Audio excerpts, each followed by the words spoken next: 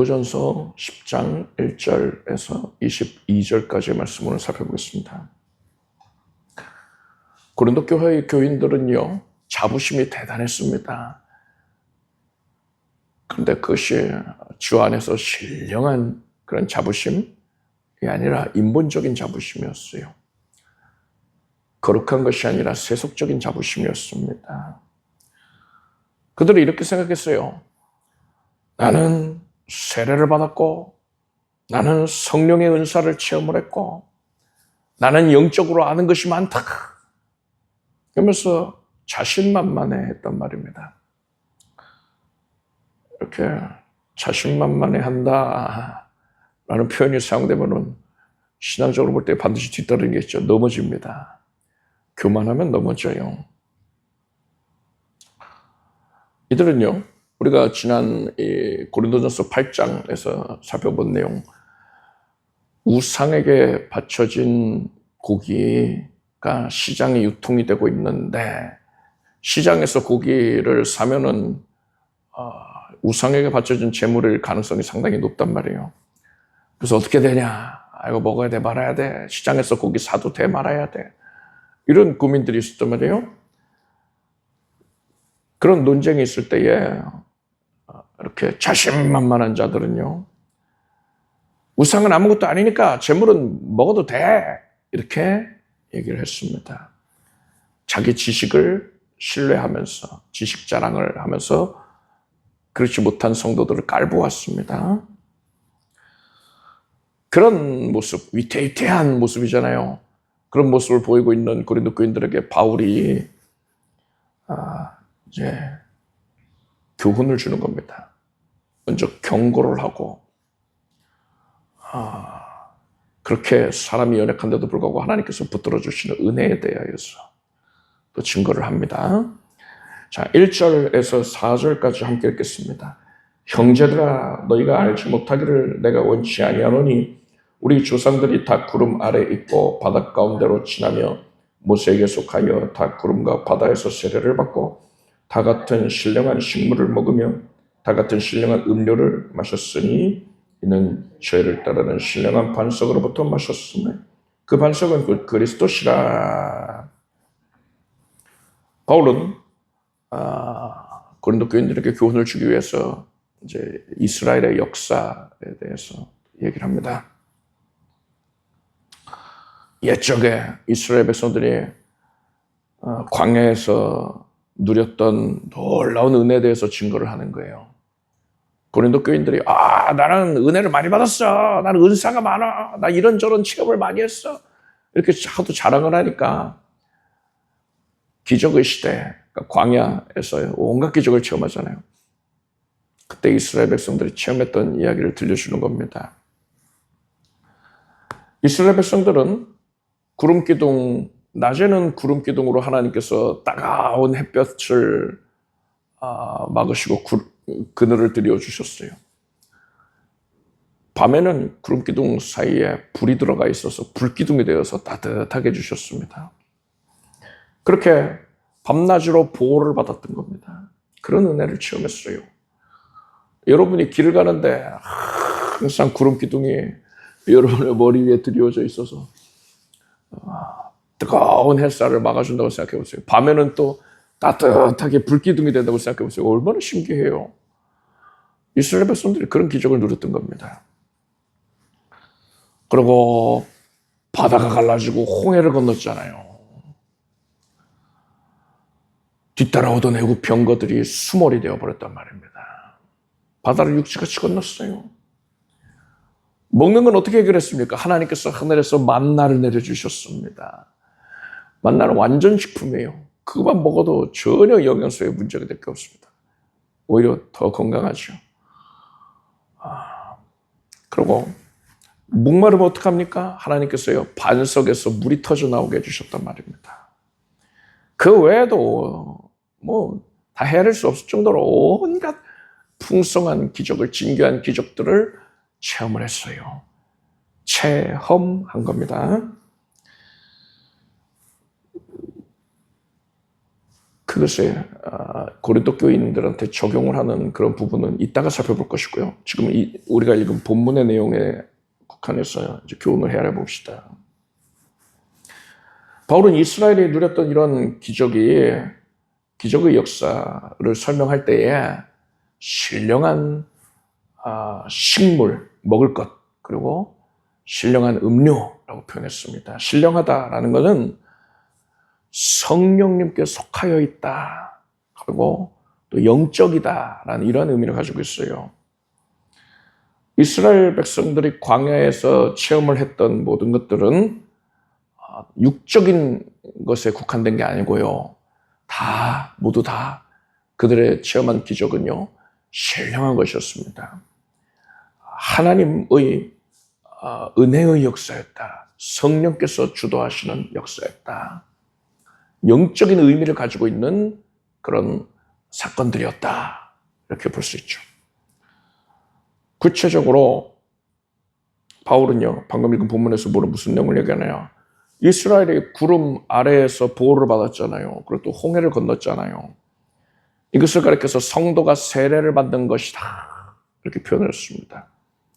홍해 건넌 게 왜 세례를 의미하는지 제가 예전에 자세히 말씀드린 적이 있으니까 넘어가겠습니다. 만나를 먹고 반석에서 나온 물을 마시는 것, 이것은 성도가 영적인 양식과 영적인 음료를 마시게 되는 것, 먹고 마시게 되는 것, 이것을 상징한다라고 했어요. 그리고 바울이 4절에서 뭐라고 했느냐? 이는 저희를 따르는 신령한 반석으로부터 마셨음에 그 반석은 곧 그리스도시라 했습니다. 이 말씀의 표면적인 의미는요, 광야에서 물을 낸 반석이 예수 그리스도에 대한 예표이다라는 뜻이에요. 우리도 그렇게 늘 배워왔잖아요. 그런데 이 말씀을 조금 더 자세하게 들여다보면은, 이는 저희를 뒤따르는, 함께하는 신령한 반석이라고 했습니다. 광야에서 이스라엘 백성과 긴밀하게 함께 하시는 분이 있었어요. 따른다라고 표현할 정도로 긴밀하게 동행을 해주시는 분이 계셨는데, 그분이 누구라는 겁니까? 예수 그리스도셨다는 거예요. 방금 읽은 1절에서 4절까지의 말씀의 의미는요, 그리스도께서 광야에서 이스라엘과 함께 해주셨고, 그들에게 세례를 베푸셨고, 그들에게 만나를 주셔서 먹이시고, 물을 주셔서 마시게 하셨다는 의미인 겁니다.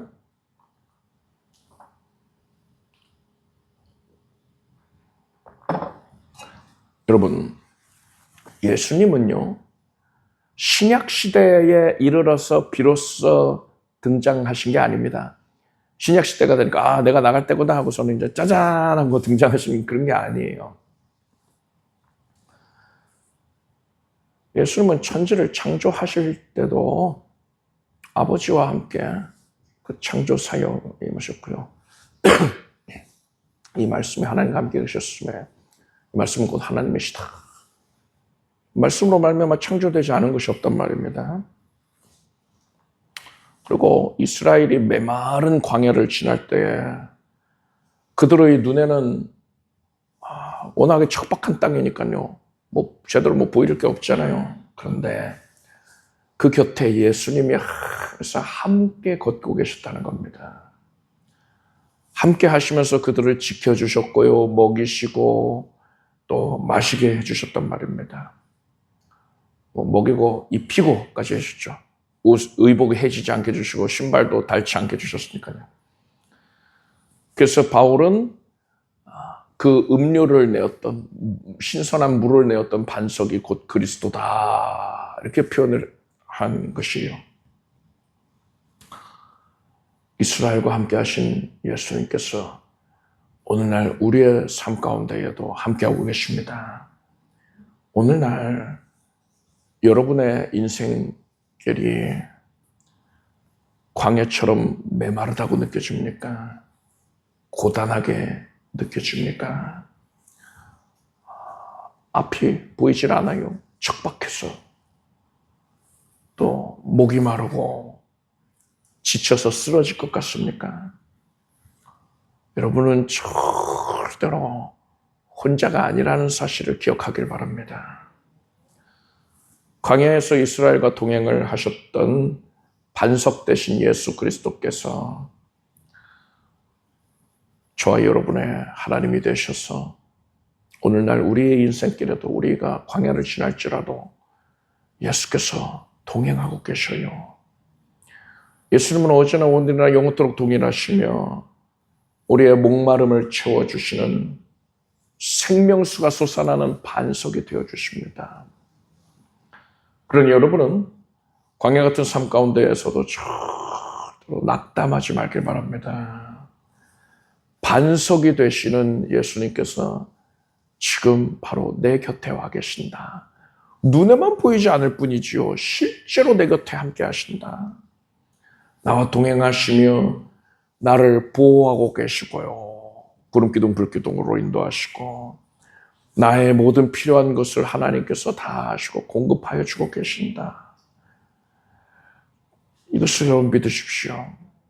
그리고 목이 마릅니까? 주님께 목마름을 해소해달라고 기도를 하십시오. 배가 고픕니까? 주님께 채워달라고 기도를 하세요. 옆에 와 계신 예수님께서 왜 옆에 오셨겠어요? 우리의 인도자, 보호자 되시려고, 우리의 결핍을 채워주시려고 와 계신 거잖아요. 예수님께 구하면 예수님이 기쁘게 들어주시고 응답을 주십니다. 그런데 나 혼자 토라져가지고 나는 혼자야. 이 광야길이 너무 적막하고 너무 괴로워 하고서 혼자 좌절에 빠져 있으면 그 은혜를 누리지 못한단 말입니다. 예수님, 옆에 와 계신 예수님을 여러분 더욱더 의지하고 예수께 구하십시오. 함께 하시는 예수님께서 은혜를 내려주십니다. 5절에서 12절까지 함께 읽겠습니다. 그러나 저희의 다수를 하나님이 기뻐하지 아니하시는 거로 저희가 광야에서 멸망을 받았느니라. 그런 일은 우리의 거울이 되어 우리로 하여금 저희가 악을 즐겨한 것 같이 즐겨하는 자가 되지 않게 하려 함이니 저희 중에 어떤 이들과 같이 너희는 우상 숭배하는 자가 되지 말라. 기록된 바 백성이 앉아서 먹고 마시며 일어나서 뛰논다 함과 같으니라. 저희 중에 어떤 이들이 가늠하다가 하루에 23,000명이 죽었나니 우리는 저희와 같이 가늠하지 말자. 저희 중에 어떤 이들이 줄 시험하다가 뱀에게 멸망하였나니 우리는 저희와 같이 시험하지 말자. 저희 중에 어떤 이들이 원망하다가 멸망시키는 자에게 멸망하였나니 너희는 저희와 같이 원망하지 말라. 저에게 당한 이런 일이 거울이 되고 또한 말세를 만난 우리의 경계로 기록하였느니라. 그런즉 선줄로 생각하는 자는 넘어질까 조심하라. 바울은 이스라엘이 누린 이러한 기적의 역사, 특별한 은혜로운 체험들, 이것을 말한 후에 5절에서 충격적인 선언을 합니다. 그러나 저희의 다수를 하나님이 기뻐하지 아니하신 거로 저희가 광야에서 멸망을 받았느니라. 광야에서 엄청난 기적을 체험을 했던 이스라엘 백성들 중에 그들이 하나님을 불신하고 불평하고 원망한 거로 20세 이상의 모든 사람들이 다 광야에서 방황하다 죽습니다. 여호수아와 갈렙을 제외한 20세 이상의 사람들은 다 죽었어요. 20세 미만의 어린 사람들이 40년의 광야 생활을 마치고 그들이 주가 되어서 그들의 먼저 간 세대를 대신하면서 그들이 비로소 언약의 땅에 들어갈 수가 있게 된 것입니다. 광야에서 은혜를 체험했던 사람들인데 이 사람들이 하나님께 버림을 받았어요. 가나안 땅에 못 들어갑니다. 가나안 땅은요, 영적으로 볼 때에 우리가 장차 들어가게 될 천국 본향을 뜻하거든요. 지금 바울이 뭐 말하고 있습니까? 고린도 교회 성도들이 교만하다 그랬잖아요. 나는 은사가 풍부해가지고 은혜 체험을 많이 해가지고 나는 훌륭해. 뭐 당연히 구원받은 거지 뭐. 이렇게 생각하고 있었거든요. 그게 아니다 라는 겁니다.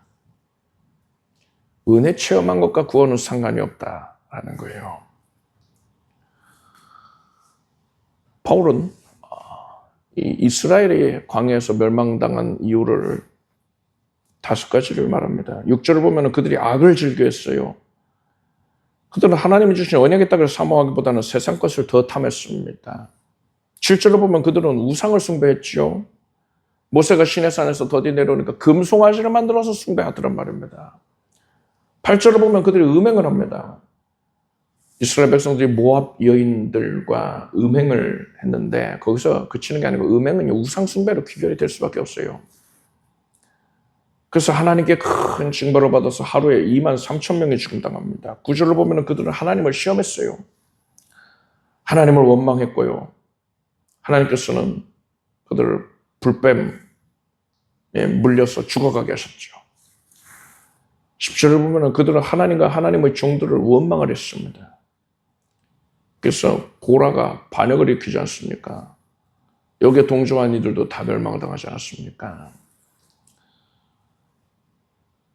그러고서 바울이 이렇게 말해요. 11절 보니까 저희에게 당한 이런 일이 거울이 되고 또한 말씀을 만난 우리의 경계로 기록하였느니라.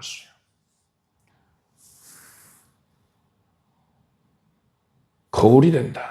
본보기가 된다라는 겁니다. 우리에게 경고가 된다는 거예요. 이스라엘이 광야에서 큰 기적을 체험했는데 은혜를 체험했는데 멸망당한 것은 성도들에게 하나님께서 교훈을 주시기 위함이다라는 겁니다. 무슨 교훈이요?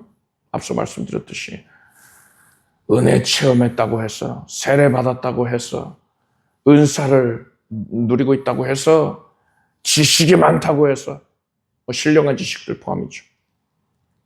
그렇다고 해서 구원받는 게 절대 아니다라는 겁니다. 바로 이러한 내용을 통해서 고린도 교회 성도들은 경고하고 있는 거예요. 너희들이 지금 너무 자고하다. 너희들이 정말로 구원받았다고 확신할 수 있겠느냐? 이스라엘도 멸망당했는데 너희라고 멸망 안 당했느냐? 안 당하겠느냐? 하는 거예요.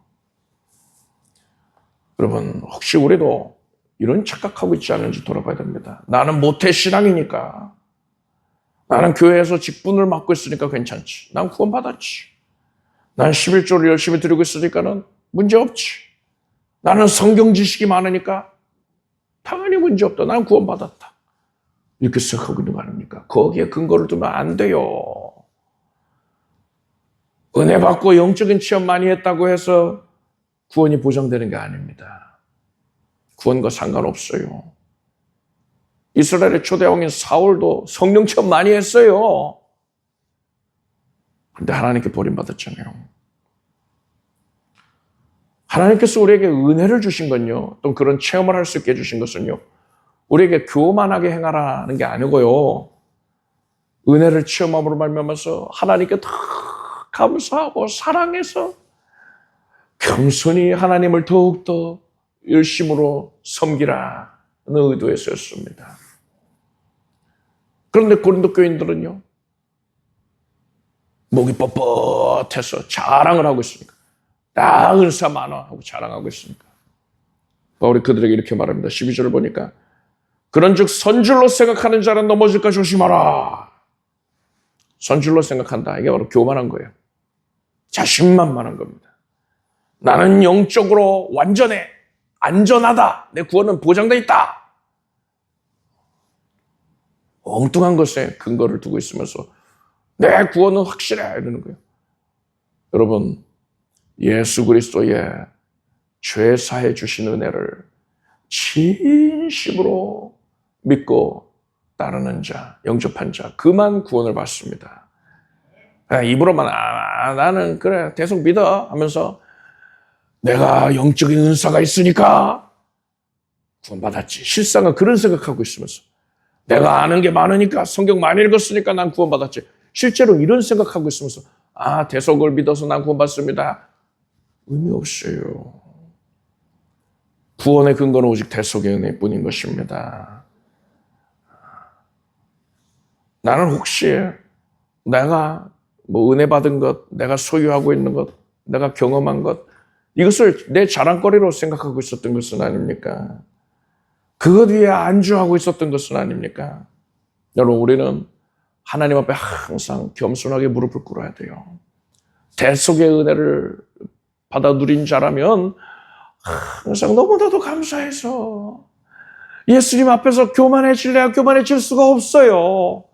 나 같은 추악한 죄인을 구원해 주시는 애가 너무도 감사하고 너무도 또한 죄송하기도 해서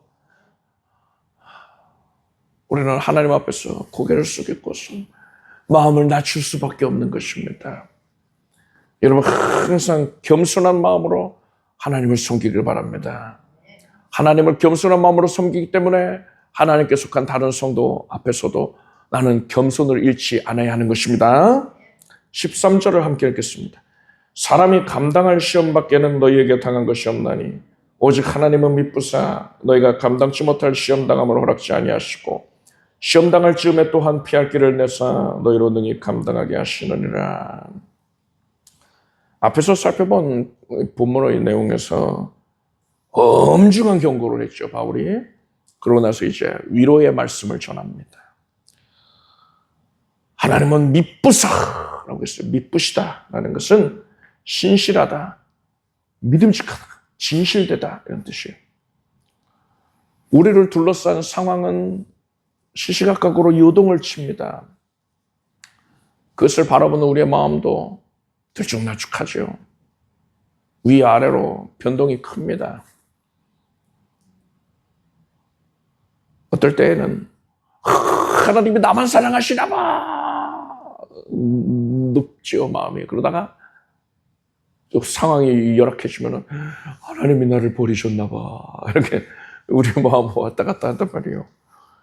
그런데 여러분, 하나님은 변함이 없으십니다. 신실, 미쁘십니다. 변함없이 우리와 함께 하시고 우리를 가장 사랑하시고 우리에게 항상 가장 선한 것을 베풀어 주는 것을 기뻐하신단 말입니다. 바울은 이러한 미쁘신 하나님께서 우리에게 절대로 감당치 못할 시험당함을 허락지 아니하신다 하셨습니다. 하나님이 어떨 때는 감당치 못할 시험 주고 어떨 때는 감당할 만한 시험 주고 이런 게 아니고 미쁘시기 때문에 항상 100% 우리가 천국 가는 그날까지 항상 감당치 못할 시험은 주시지를 않는 것입니다. 하나님은 나의 한계를 정확하게 알고 계세요. 나는 내가 너무 힘들어서 아이고 하나님이 나를 지금 벼랑 끝으로 몰아내셨나, 나를 망하게 하시는가 하는데, 여러분, 하나님 절대로 우리가 그 벼랑에서 떨어지게끔 하지 않으십니다.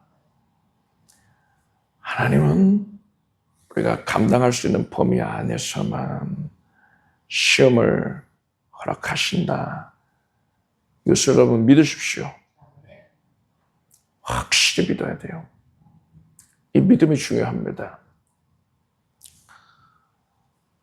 그래야지 이제 그 다음 내용으로 전개가 될 수 있는 거예요. 시험당할 즈음에 또한 피할 길을 내사 너희로 능히 감당하게 하신다. 시험당할 즈음에 하나님께서는 반드시 피할 길을 내시는 것입니다. 피할 길이라는 것은 원어를 살펴보면 좁은 협곡, 이 협곡을 날 때 막 뾰족뾰족한 돌들이 솟아 있어서 여기저기 상처 입을 수 있잖아요. 그런 좁은 협곡이에요. 꽉 막혀 있는 것 같으면 도저히 벗어날 길이 없어요. 햇빛도 잘 들지도 않고. 그런데 그 협곡을 빠져나갈 출구가 있는 거예요. 그 출구가 바로 하나님께서 내신 피할 길이라는 것입니다. 여러분, 시험당할 즈음에 피할 피할 길을 내신다 했거든요. 하나님은 우리가 시험을 당할 때에 반드시 피할 길을 이미 예배해 놓으셨다는 것을 믿으십시오.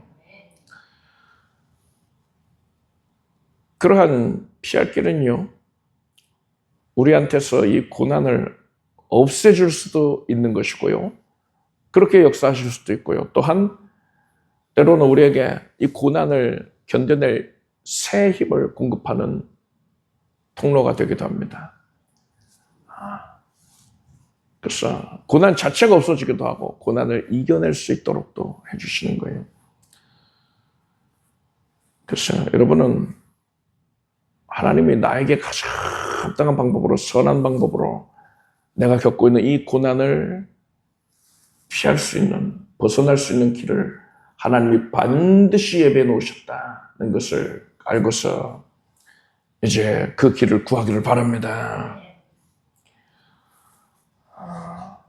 당장은 내 눈에 안 보이더라도요, 그건 내 눈에 안 보이는 거고 내 생각이 짧아서 모르는 것이고 하나님은 이미 피할 길을 내셨다, 이런 확신을 가져야 돼요. 그래서 변함없이 하나님을 의지하고 신뢰하면은요, 주는 나의 목자시니까 나와 함께하고 계시니까는 나를 결국에는 이 사망의 음침한 물자가 지나서 푸르초장 실만한 물가에 당도하게 하여 주시는 것입니다. 자, 이러한 약속과 은혜를 받은 성도는 이제 어떻게 살아야 되느냐에 대해서 바울이 이렇게 말을 합니다. 이게 이제 바울이 하고 싶었던 말인 거죠. 너희 교만하지 말아라. 너희가 구원받았다고 자신할 수 있겠느냐? 그렇게 교만한데? 이렇게 꾸짖었잖아요. 그래서 이제 겸손한 마음을 갖게 하고서는 어떤 시험을 당할지라도 하나님이 피할 길을 내신다, 이 은혜를 누리라, 이렇게 위로를 했거든요. 이 은혜를 받은 성도는 이제 어떻게 살아야 되느냐, 14절을 보니까요, 14절에서 22절 함께 읽겠습니다. 그런즉 내 사랑하는 자들아, 우상 숭배하는 일을 피하라. 나는 지혜 있는 자들에게 말한 것 같이 하노니 너희는 내 이르는 말을 스스로 판단하라. 우리가 축복하는 바 축복의 자는 그리스도의 피에 참여함이 아니며 우리가 떼는 떡은 그리스도의 몸에 참여함이 아니냐. 떡이 하나요 많은 우리가 한 몸이니 이는 우리가 다 한 떡에 참여함이라. 육식을 따라 난 이스라엘을 보라. 제물을 먹는 자들이 제단에 참여하는 자들이 아니냐. 그러지 내가 무엇을 말하느뇨. 우상의 제물은 무엇이며 우상은 무엇이라 하느뇨. 대저 이방인의 제사하는 것이 귀신에게 하는 것이요 하나님께 제사하는 것이 아니니 나는 너희가 귀신과 교제하는 자 되기를 원치 아니하노라. 너희가 주의 잔과 귀신의 잔을 겸하여 마시지 못하고 주의 상과 귀신의 상에 겸하여 참여치 못하리라. 그러면 우리가 주를 노여워하시게 하겠느냐? 우리가 주보다 강한 자냐? 바울은요, 그런즉 14절을 보니까 그런즉 내 사랑하는 자들아 우상 숭배하는 일을 피해라. 그런즉이에요. 앞에서 얘기한 것, 그 은혜를 누리게 됐으니까 하나님께서 고난 중에 항상 피할 길을 내주시는, 또한 감당치 못할 시험당을 허락지 아니하시는 그런 은혜를 우리가 받고 있으니까 이 은혜를 받은 자답게 우리는 우상 숭배를 피해야 된다라는 겁니다. 바울이 이런 말을 하는 의도는 분명합니다.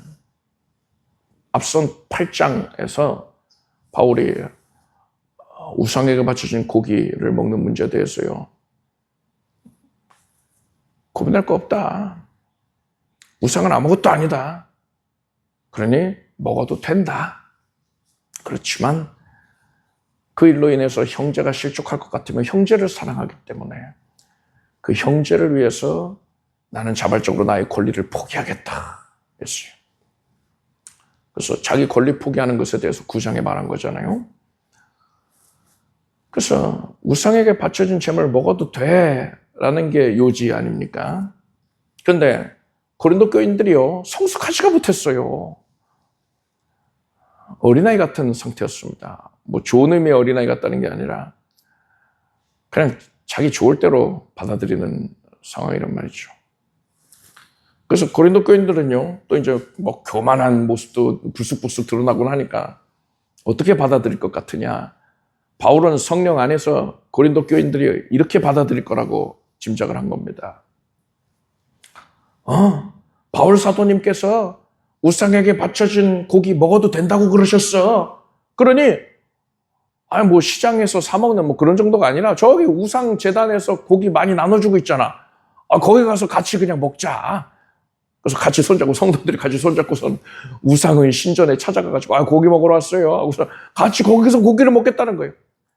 그런 일이 일어날 수도 있는 겁니다. 아니면은 아주 오늘 내가 우상 신전에 뭐 자기들 그 뭐 아프로디테 이런 신 얘기하면서 신전에 가서 이제 소 한 마리 바칠 건데 같이 갑시다. 같이 가서 재물을 함께 먹읍시다. 이렇게 초청하면은 아이고 좋지요. 우리 바울 사도님이 그거 그래도 된다 그랬으니까 하고서는 같이 우상 신전에 가가지고 거기서 그 제사의 모든 과정을 지켜보고서는 같이 먹는 사람들도 생겨날 수 있다는 거예요. 그런 행동을 얼마든지 할 수 있다는 겁니다. 그래서 바울이 그런 짓 하지 말라고 오해의 소지를 없애기 위해서 내가 우상 숭배를 허용한 게 아니다 하고 못 박는 겁니다. 성도라면 하나님의 은혜를 입은 성도라면은 시험 당할 즈음에 피할 길을 내시는 그런 은혜를 입은 성도라면은 반드시 우상 숭배를 멀리해야 된다. 이렇게 아주 기초 중에 기초, 기본 중에 기본인 내용을 다시금 숙지를 시키고 있는 거예요. 고린도 성도들이 이상하게 왜곡을 해서 받아들일 것 같으니까요. 바울은 성찬의 원리를 통해서 부연해서 이렇게 말을 합니다. 16절, 17절 보니까 우리가 축복하는 바 축복의 자는 그리스도의 피에 참여함이 아니며 우리가 떼는 떡은 그리스도의 몸에 참여함이 아니냐. 떡이 하나요 많은 우리가 한 몸이니 이는 우리가 다 한 떡에 참여함이라 했습니다. 여기서 참여한다라는 것은 교제한다, 연합한다, 하나가 된다라는 뜻이에요. 연합이라고 생각하시면 됩니다. 바울은 성찬 예식을 통해서 그리스도의 몸과 흘리신 피, 영적으로 그것을 상징하고 있는 떡과 잔이 그것을 받아들임으로써 성도는 예수 그리스도와 연합한 자가 된다라고 했어요. 그리고 18절을 보면은 구약 시대에도 제사를 드리고서 그 제물을 함께 나눠 먹죠. 화목제 보면은 나눠 먹잖아요. 그러면서 이제 하나님의 뜻을 받드는 겁니다. 이 제사에 온전히 참여한 자, 연합된 자가 되는 거예요. 하나님께서 받으시는 온전한 제사를 비로소 드릴 수 있게 되는 것이다. 그 음식을 먹음으로써 그리 된다는 거예요. 당시에 세상 사람들도 그런 생각 갖고 있었어요. 우상 신전에서 제물을 바친 다음에 그 고기를 함께 먹음으로써 그 고기 제물에는 우상이 와서 지금 깃들어 있으니까 우상에게 바쳤으니까요. 그 음식을 나눠 먹음으로써 우상이 내 안에도 들어오고 나는 복을 받는다. 이런 생각했단 말입니다. 그래서 음식을 나누어 먹는 시간을 제사의 클라이막스로 여기고 있었단 말이에요. 그걸 해야지 제사를 제대로 드렸다 생각한단 말입니다. 그러고 나서 남는 고기는 이제 정육점에다가 판 거예요. 시장에 유통을 시킨 겁니다. 그런데 바울이요 이렇게 말합니다. 우상은 아무것도 아니야. 아무것도 아닌 게 맞아. 그런데 우상의 뒤에는 귀신이 있다라는 겁니다. 귀신이, 그러니까 마귀와 마귀를 따르는 귀신들이 사람들로 하여금 하나님을 섬기지 못하게 하려고 우상을 섬기게 부추기는 겁니다. 그리고 우상을 숭배하는 그 뒤에 가서 귀신이 히히덕거리고 있는 거예요. 귀신이 숭배를 받는 거예요. 결과적으로는 우상에게 제사하는 건 귀신 섬기는 겁니다. 따라서 우상의 신전에 가가지고 제물을 먹는다는 거는 그 귀신과 함께 하겠다는 거 아닙니까? 귀신을 섬기는 제사에 참여해서 귀신과 연합이 되는 거예요. 우상의 신전에 가가지고서는 그 제사에 참여해가지고 그 음식을 먹는 거는요. 22절로 보면 바울은 성도가 귀신 섬기는 것은 하나님을 노여워하시게 만드는 것이다 했습니다. 그러니까는 바울의 의도는 이거예요. 시장 가서 고기 사 먹어. 너희 양심을 위해서 뭐 묻지 말고 구입해서 먹어라. 이렇게까지 말을 합니다. 단부분을 보면. 물론 형제가 식족 갖고 같으면 먹지 말아라. 이렇게도 얘기했지만요. 우상은 아무것도 아니니까 시장 가서 고기 사 먹는 건 얼마든지 가능해. 그런데 우상의 제단에 찾아가 가지고서는 우상의 제사에 참여하고 그 재물을 먹는 거는 귀신을 섬기는 것이니까 절대로 그렇게 하지 말아라. 그러니까 누가 봐도 저 사람은 제사에 참여하고 그 재물을 먹음으로써 우상과 연합이 됐다. 클라이막스에 온전히 참여했다. 제사에 참여한 자가 되었다. 이렇게 인식받을 일을 하지 말라는 거예요. 귀신을 섬기는 일을 절대로 함께 하지 말라는 겁니다.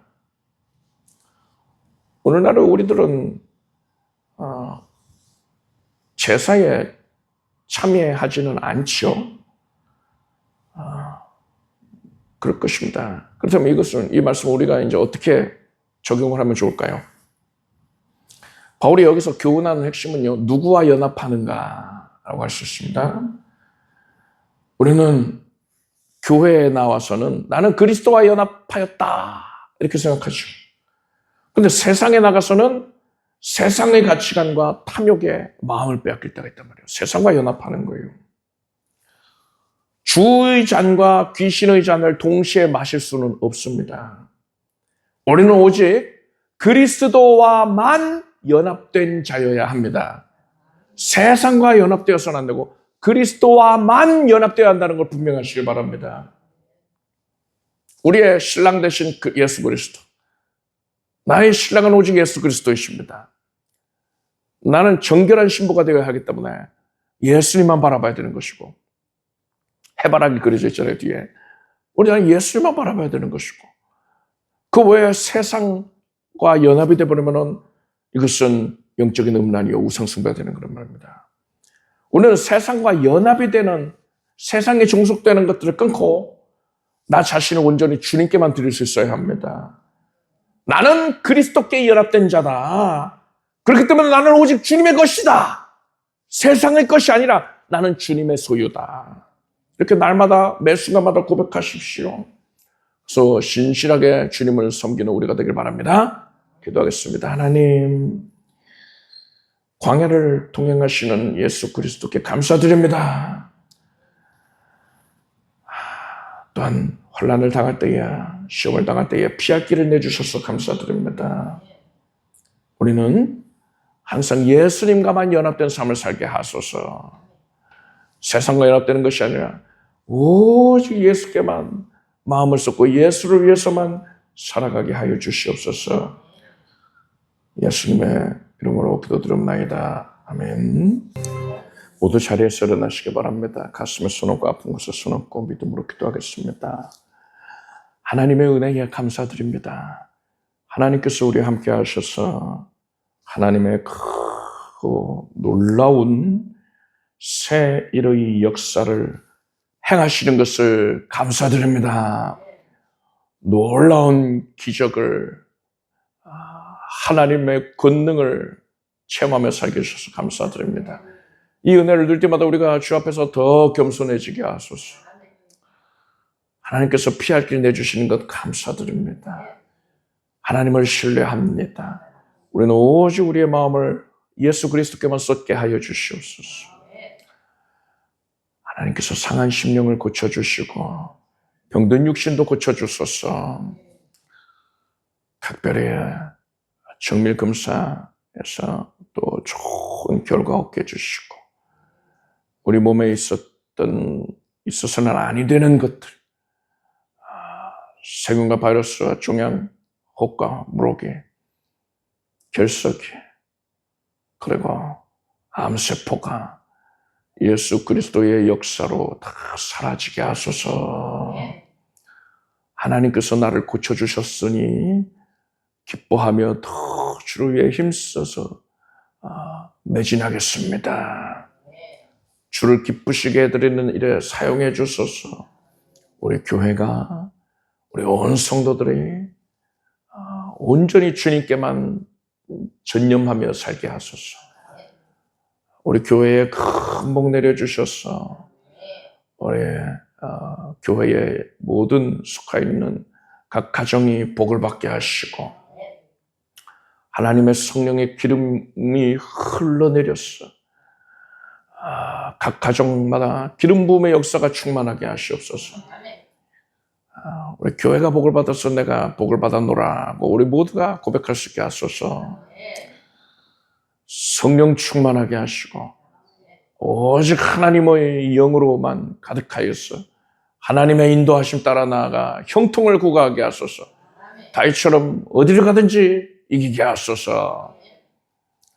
예수 그리스도의 이름으로 간절히 축복하기도 드립나이다. 믿음대로 될지어다. 하나님께 박수를 올리겠습니다. 자리에 앉으십시오. 준비하신 예물을 정성된 마음으로 드리겠습니다. 드리신 예물을 위해 축복기도 하겠습니다. 하나님께 감사하며 기뻐하며 하나님을 사모하는 마음으로 예물을 올립니다. 하나님께서 모든 것을 주셨음에 모든 것이 주님의 소유입니다. 그것을 고백하며 드리오니 기쁨 가운데 거두어 주소서.